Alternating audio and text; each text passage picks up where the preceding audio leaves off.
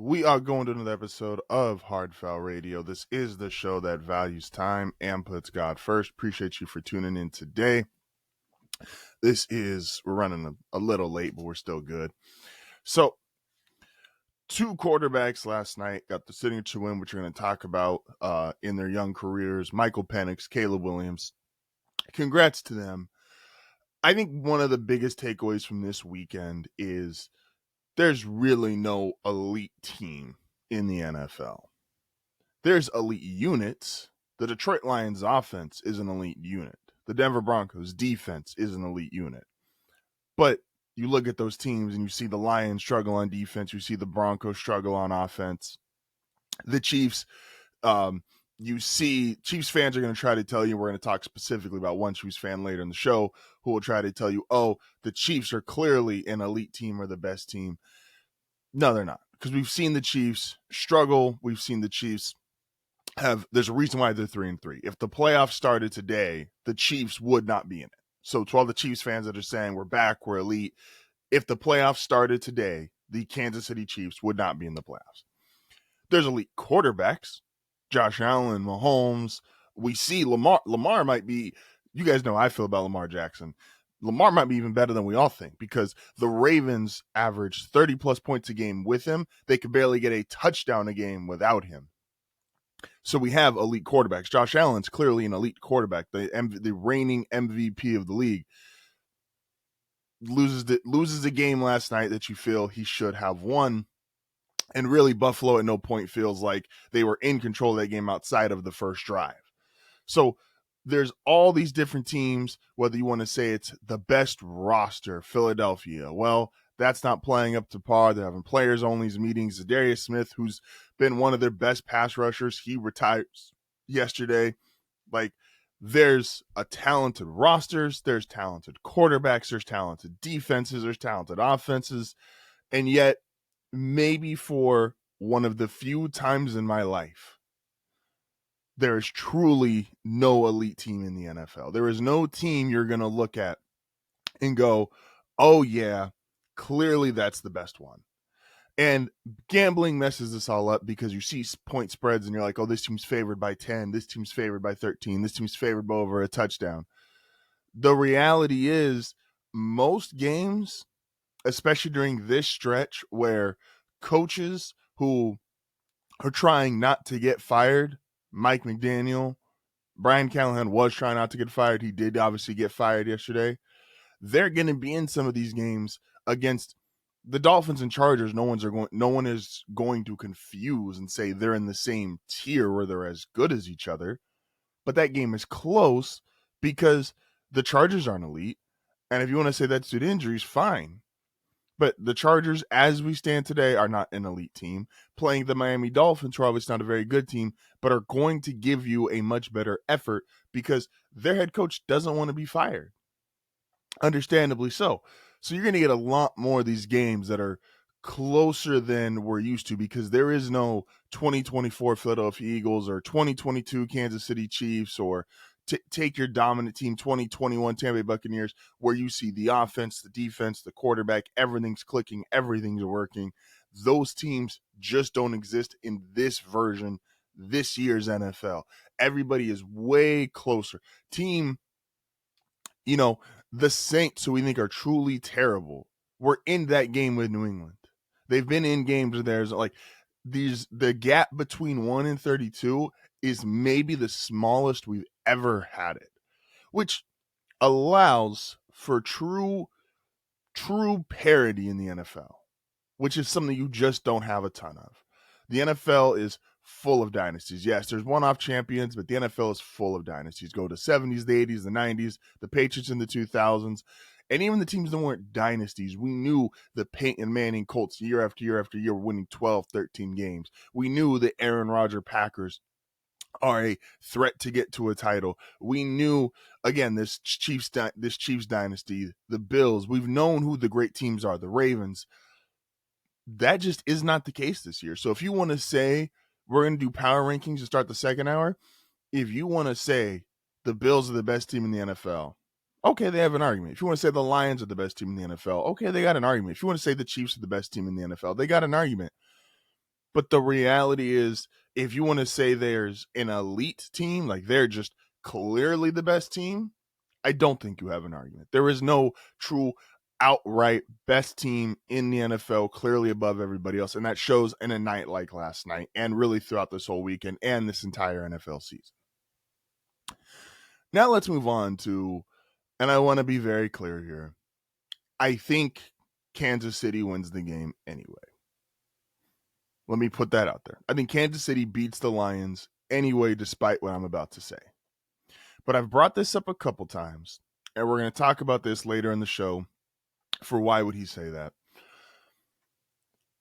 Fans just want it. We want to know what we're watching. We do. One of the most frustrating times in NFL history in terms of officiating and how the product looked is when we didn't know what a catch was. Remember the Calvin Johnson catch in the playoffs? Well, it wasn't a catch. Dez Bryant, was it a catch? Was it not a catch? And there was this true 3 to 5 year window of every single replay, every single review, every single in time. People were watching these games and watching these catches go on replay and get looked at and officiated and going, well, I think it's a catch, but I don't know. Because we just didn't know what a catch was for about 3 to 5 years. And we have slowly started to get some clarity on it. And now a catch looks like a catch, and it is called so. The reason why people get so frustrated with the Kansas City Chiefs with their lack of penalties or oddly timed penalties, some of it, yes, is there is absolutely some jealousy because they've been the team that's won the most. There is some, we see all of it because they have had the most primetime games in the NFL. And some of it is just because we're not dumb and we're not blind.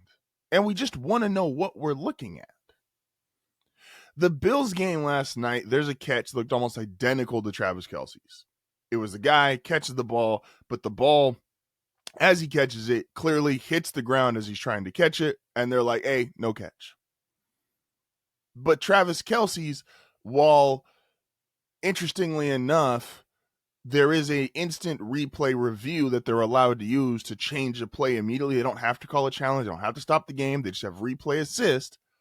Weirdly enough, doesn't get used on the Chiefs.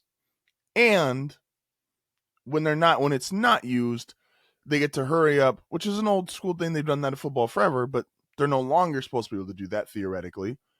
And then the replay guy and then the NFL, the ref that they bring onto the broadcast goes, well, I think it would have been a catch anyway, even though you clearly see Travis Kelce grab the ball with one hand as he's trying to get a hold of it. It hits the ground, and they're just like, yeah, that's a catch. Really?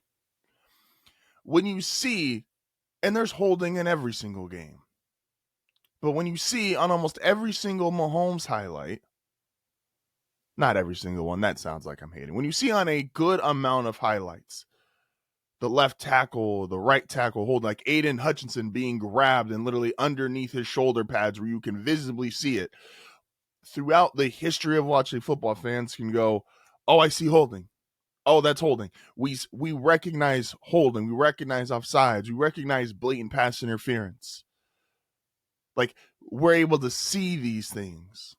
And yet, for some reason, they're just oddly not called.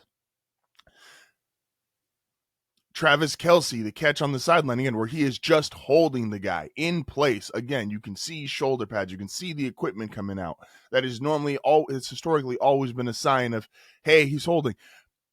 I'll give you, sometimes we don't quite understand hand fighting / pass interference. And sometimes that one gets tricky.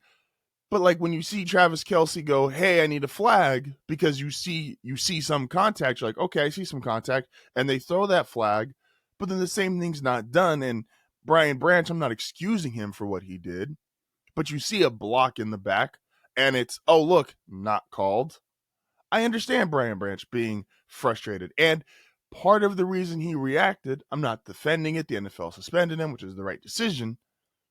But if you're not going to, as a ref, police the game, quote unquote, fairly / correctly, some guy's just going to take that into their own hands. And that's what he did. Again, not defending what he did. I'm just saying that's just the reality of having grown men playing a very violent and physical sport. And then lastly, like we did not know what a catch was, and it was a frustrating experience for the players and the fans because we can see it. We do not know when the Kansas City Chiefs play what is a penalty. We just don't. And Andy Reid is the best head coach in football. That's 1,000% correct. And like I said, they win this game probably regardless. I think they're the better team than the Lions. 0 penalties in an NFL game is tough, especially when you're coming off a game with 13 penalties. Not saying that you can't clean it up, or not saying that, Andy Reid doesn't coach his guys up really well and they can't be disciplined. But 13-0 feels a little drastic, especially when you've got a backup left tackle playing on Aiden Hutchinson, one of the best pass rushers in football. A holding just kind of feels like it's going to happen. Just one. And again, we see the replays. We see the holding, but they're not calling it. So again, the frustration is not, oh, the Chiefs get away with everything. It's like, we just want to know what it looks like. We didn't know what a catch was. That was frustrating. And when the Chiefs play, we don't know what a penalty's like.